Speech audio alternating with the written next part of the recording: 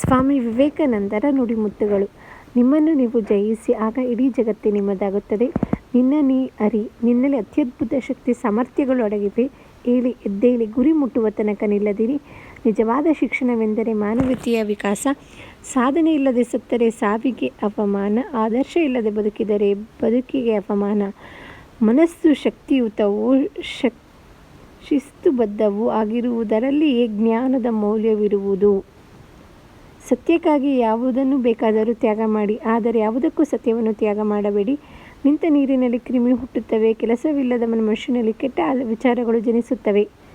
ನಿನಗೆ ಮರ್ಯಾದೆ ಸಿಗದ ಜಾಗದಲ್ಲಿ ನೀನು ಹಾಕುವ ಚಪ್ಪಲಿಯನ್ನು ಸಹ ಬಿಡಬೇಡ. ಅದೃಷ್ಟ ಎಂದರೆ ಅವಕಾಶವನ್ನು ಪಡೆಯುವವನು, ಬುದ್ಧಿವಂತ ಎಂದರೆ ಅವಕಾಶವನ್ನು ಸೃಷ್ಟಿಸಿಕೊಳ್ಳುವವನು.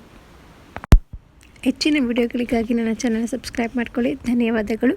ಮತ್ತೆ ಮುಂದಿನ ವಿಡಿಯೋದಲ್ಲಿ ಸಿಗೋಣ.